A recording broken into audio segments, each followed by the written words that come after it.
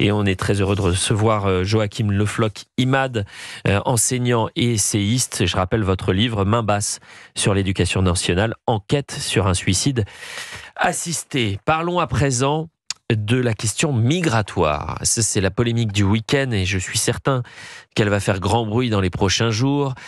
Régulariser 250 000 clandestins rapporterait près de 3 milliards d'euros par an à l'État.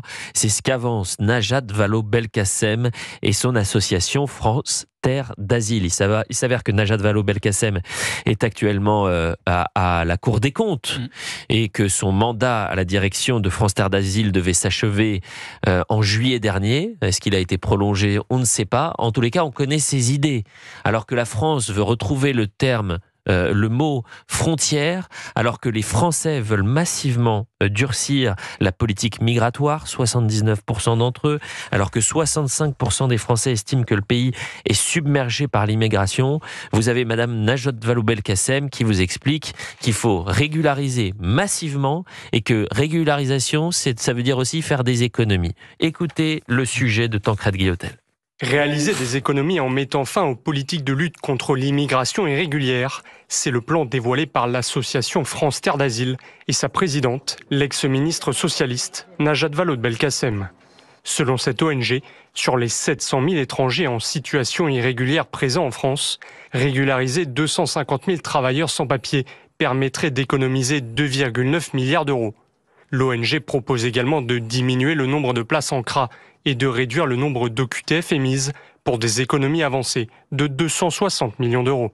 Des chiffres avancés quelques mois après la nomination polémique de Najat Vallaud-Belkacem à la Cour des comptes, institution chargée de vérifier l'emploi des fonds publics. Pierre Moscovici, le président de l'institution, lui aussi issu du PS, avait assuré que les engagements de la présidente de France Terre d'Asile n'étaient pas incompatibles avec cette fonction. Pour Nicolas Pouvreau-Monti, directeur de l'Observatoire de l'immigration et de la démographie, les chiffres avancés ne sont pas exacts et la solution n'est pas la bonne. Si on cherche vraiment à faire des économies sur le budget de l'immigration, il y a une réponse évidente, mais qui n'est pas prise en compte par France Terre d'Asile parce que ça va à l'encontre, j'y reviens, du business model de l'association, c'est de réduire l'immigration. Aujourd'hui, 2/3 de la mission budgétaire immigration, asile, intégration de l'État, 2/3 des dépenses sont consacrées à l'hébergement et au versement de l'allocation pour les demandeurs d'asile. Donc si on veut réduire les dépenses associées à l'immigration, il faut peut-être commencer par là. Selon une note de l'OID datée de juin dernier, l'immigration coûte aux finances publiques 40 à 45 milliards d'euros par an. Et l'ancien ministre de l'Intérieur, Bruno Retailleau, a réagi au-delà de la pauvreté, de l'argumentation et de la démagogie de la proposition. N'est-on pas en droit d'attendre la neutralité d'une magistrate de la Cour des comptes? Moins les socialistes ont d'électeurs, plus ils exercent leur magistère moral depuis les institutions où sont recasés les déboutés du suffrage universel. Voilà la réaction de Bruno Retailleau il y a exactement 55 minutes sur le réseau social X. C'est fascinant de voir ce qui est en train de se passer. C'est-à-dire que Najat Vallaud-Belkacem, le Parti socialiste, représente 2% à l'élection présidentielle. À la présidence de la Cour des comptes, vous avez qui? Monsieur Moscovici, PS. À la présidence du Conseil constitutionnel, vous avez qui? Monsieur, j'ai même oublié son nom, mais macroniste de la première heure. Richard Ferrand, centre-gauche évidemment. Conseil d'État, pareil, à gauche. Comment? Tabureau, monsieur Tabureau. Donc il y a une omniprésence de cette gauche socialiste dans les plus hautes instances de l'État. Et vous avez un peuple français qui demande l'extrême opposé. Elle a le droit, Najat Vallaud-Belkacem, de penser ce qu'elle veut. Ce que je voudrais juste savoir, c'est elle réfléchit au nom de France Terre d'Asile ou elle dit ça maintenant en tant que membre de la Cour des comptes? C'est quand même particulier, Joachim Le Floch Imad. Il y a absolument tout dans cette actualité. L'application à géométrie variable du devoir de neutralité dans la haute fonction publique, l'existence d'un État dans l'État, vous l'avez dit, extrêmement homogène, tant sociologiquement qu'idéologiquement. Et enfin, la raison pour laquelle la gauche a perdu le peuple, c'est totalement coupé de l'électorat populaire, mais d'ailleurs des Français dans leur ensemble ces dernières années. Quant au cas particulier de Najat Vallaud-Belkacem, j'ai du mal à savoir si elle a été plus nocive pour l'éducation ou alors sur les enjeux migratoires, mais en tout cas, je constate une chose, c'est qu'à chaque fois, elle est à la vérité, ce que Lysenko était en son temps à la science. J'ai même pas envie de répondre sur le fond de l'argumentaire. Nicolas Pouvreau-Monti il va le faire. a tout expliqué. Mais il va être en direct avec nous. Il a déjà publié un article dans le Figaro. remarquable dans lequel il y a tous les chiffres à avoir en tête. Je dirais simplement une chose, c'est que si on veut faire des économies, c'est pas en faisant venir davantage d'immigrants comme le préconise ce rapport. Ça commencerait peut-être à l'inverse par des coupes dans les budgets, dans les subventions accordées à certaines associations, notamment à France Terre d'Asile que préside Najat Vallaud-Belkacem, association qui touche, je le rappelle, en moyenne 57 millions d'euros d'argent public par an. Dans cette étude, il y a 5 mesures. Ces 5 mesures, elles sont à des années-lumière de ce que demandent les Français. On est en train d'expliquer, donc avec Najat Vallaud-Belkacem, qu'il faut moins de place dans les centres de rétention administratifs pour gagner de l'argent. Il en faut plus. Et elle dit moins d'OQTF. C'est-à-dire que les Français ne veulent pas moins d'OQTF, ils veulent plus d'exécution des obligations de quitter le territoire français. Et alors la cerise sur ce gâteau socialiste, c'est quoi ? C'est évidemment de dire on va régulariser 250 000 sans-papiers qui travaillent en France et ça va nous permettre d'économiser 2,9 milliards d'euros. Mais je ne sais pas dans quel monde vit Najat Vallaud-Belkacem. Vous avez parlé de Nicolas Pouvremonty et de son article passionnant dans le Figaro, mais on est à la radio et il est en direct avec nous, Nicolas Pouvremonty, fondateur et président de l'Observatoire de l'immigration. Alors, allons sur les faits. Est-ce que c'est vrai que si on régularise 250 000 sans-papiers, on économise 3 milliards d'euros, Nicolas Pouvremonty ? Bonjour Elliot. Écoutez, en vérité, avec cette étude, France Terre d'Asile assume de faire du lobbying d'intérêt, comme le ferait n'importe quel acteur lucratif, le secteur pétrolier, le secteur du tabac, sauf que cette association représente en quelque sorte le secteur de l'immigration, et donc elle produit une étude avec une vocation de lobbying qui est d'expliquer que les propositions qui servent son intérêt en quelque sorte boutiquier, parce que les subventions accordées à France Terre d'Asile sont très corrélées à l'ampleur des flux migratoires reçus en France, ces propositions serait aussi censée correspondre à l'intérêt général. Et donc quand on rentre effectivement dans le détail de ce calcul, on voit que France Terre d'Asile affirme effectivement que en régularisant 250 000 clandestins qui travailleraient aujourd'hui en France sans être déclarés, on aurait un gain pour les finances publiques en termes de cotisations et d'impôts versés de l'ordre de 3 milliards d'euros par an. Alors je passe sur les hypothèses de montants individuels de cotisation qui sont trop élevés, mais ce qui est très frappant surtout, et c'est assumé dans l'étude, c'est que France Terre d'Asile ne prend pas en compte du tout les coûts liés à cette régularisation. Et c'est dit de manière très claire. L'étude affirme que les effets de second rang, dont les coûts ne sont pas pris en compte. Or, les coûts associés à la régularisation, ils sont massifs. C'est à la fois des coûts directs liés au fait que ces étrangers, à partir du moment où ils vont être en situation régulière, vont pouvoir accéder à un certain nombre de prestations sociales, les allocations familiales, les aides au logement, la prime d'activité, et vont en bénéficier de manière assez large, parce que les clandestins dont il est question, même quand ils travaillent, sont généralement sur des emplois peu qualifiés, donc peu rémunérés, donc plus propices à la perception de prestations sociales. Des effets aussi liés à finalement un emballement de régularisation créé par cette seule régularisation, parce que là on va régulariser des gens pour le motif du travail, mais à partir du moment où ils auront un titre de séjour, le regroupement familial étant protégé à tous les niveaux, ça donnera aussi lieu à d'autres régularisations de leurs femmes qui pourraient venir du pays d'origine ou de leur mari, de leurs enfants mineurs. Et puis enfin, il y a un effet de plus long terme aussi, c'est la notion d'appel d'air qui serait évidemment générée par une régularisation aussi massive. Ça a été démontré au niveau mondial. Les immigrés, les migrants, à partir du moment où ils ont choisi de quitter leur pays d'origine, se dirigent prioritairement vers des pays dans lesquels ils ont le plus de chances d'obtenir une régularisation.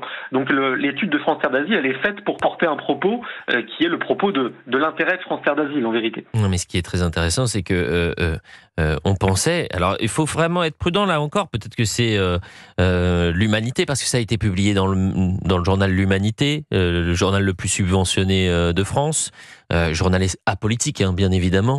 Et elle est présentée comme présidente de France Terre d'Asile, alors que son mandat s'arrêtait en juillet dernier et qu'elle a été nommée à la Cour des comptes et qu'on nous a promis la neutralité de son activité. Madame Najat Vallaud-Belkacem, bonjour la neutralité. Le site internet de Terre d'Asile la laisse aussi encore comme présidente. Donc il y a quand même. Donc elle est restée présidente. En tout cas, soit ils n'ont pas actualisé, soit en tout cas elle est toujours présentée comme présidente sur le site de l'association. Mais je suis certain qu'elle va répondre évidemment après cette étude et qu'elle va apporter quelques précisions. J'espère quand même.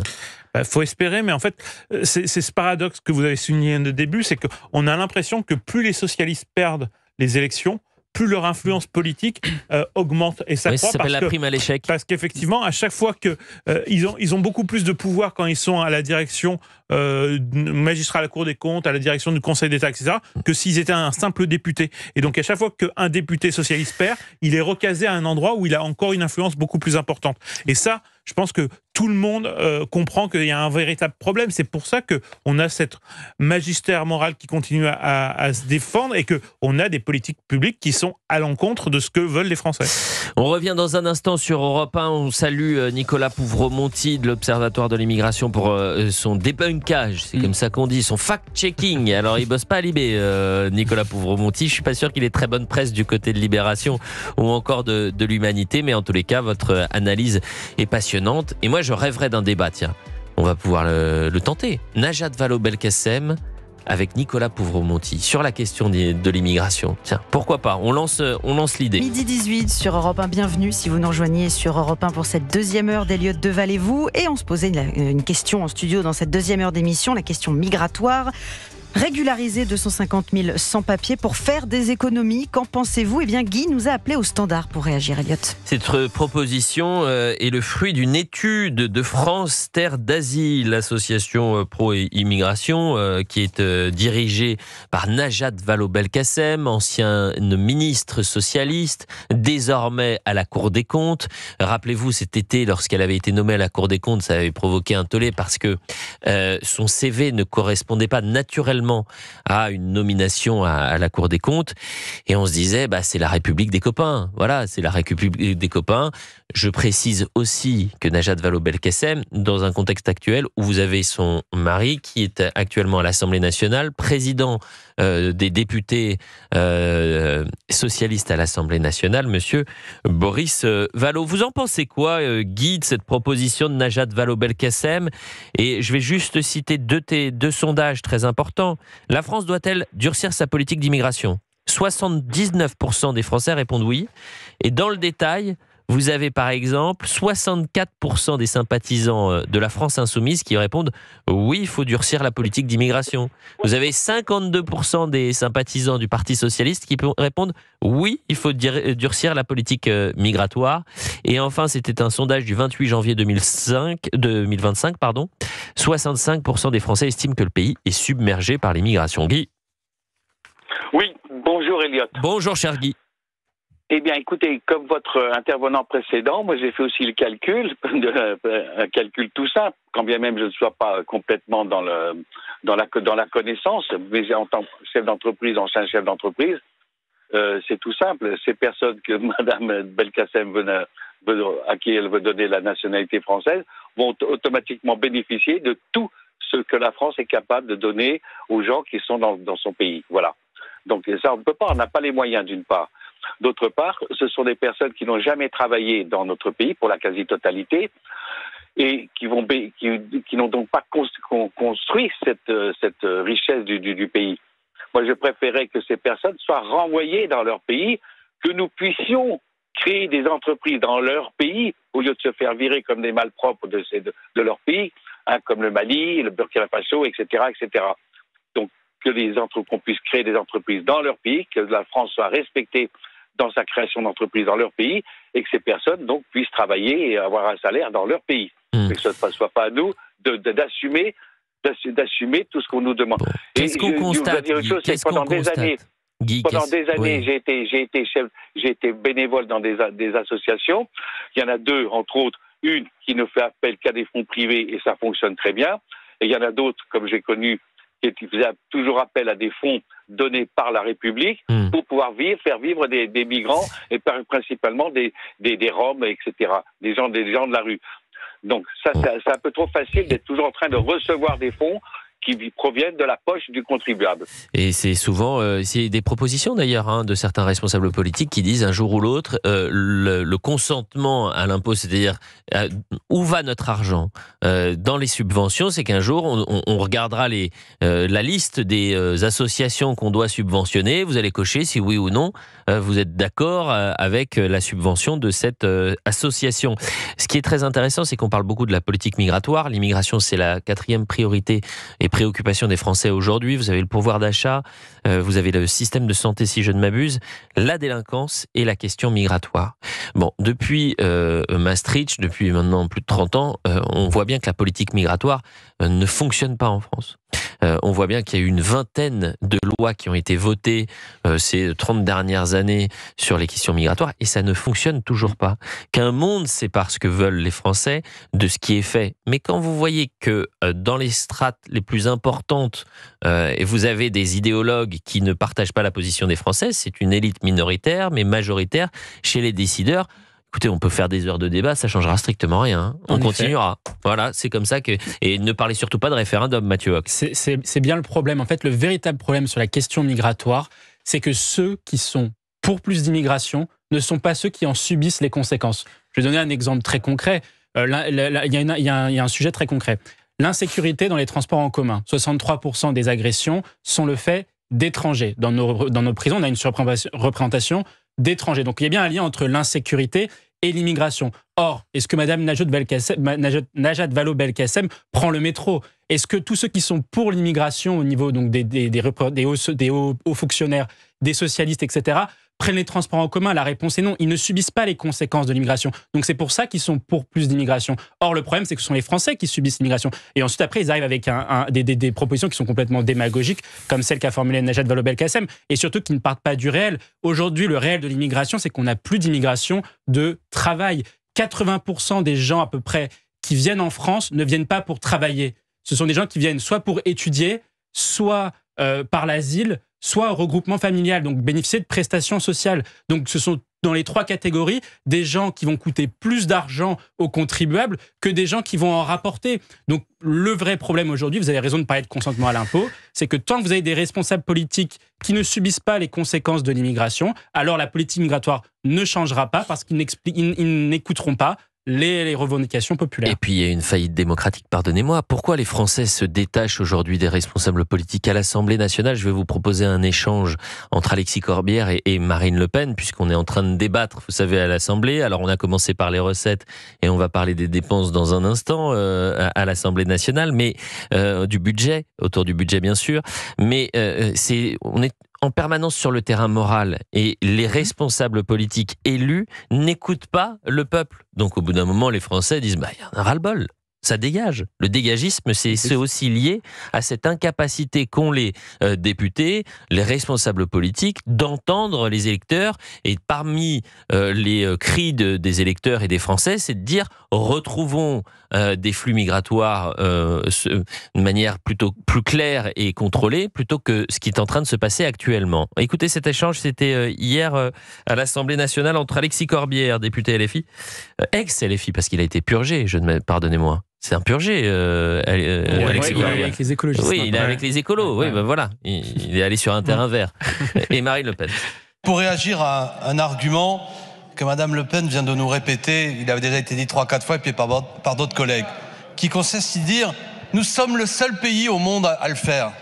Eh bien, vous savez quoi, madame? Moi, ça me rend fier d'être français, précisément.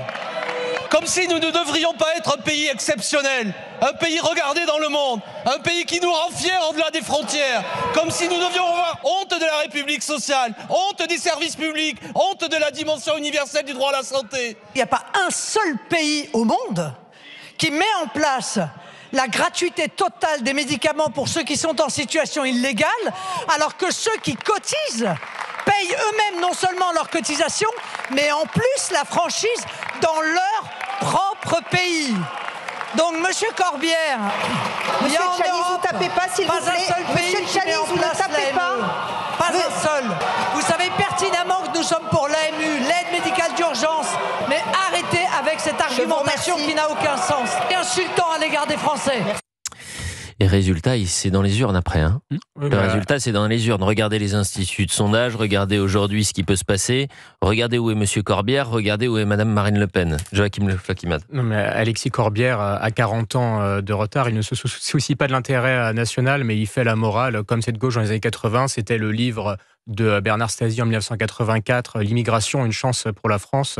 Le fait est qu'aujourd'hui, l'immigration de moins en moins perçue comme une chance, mais qu'elle est de plus en plus une source d'inquiétude et les Français demandent à reprendre le contrôle. Sauf que pour reprendre le contrôle, il faudrait que le politique cesse d'être un contre-pouvoir et qu'il redevienne le pouvoir, tant en interne, en reprenant la main sur la technostructure que vous avez très bien décrite tout à l'heure, mais aussi en externe, puisqu'il y a tout un tas une quinzaine à peu près de traités bilatéraux qui nous lient, et surtout il y a la primauté du droit européen sur la loi nationale. Et ça, on n'en sortira pas tant qu'il n'y aura pas une révision constitutionnelle qu'une grande majorité de Français, je crois, appellent de leur vœu aujourd'hui.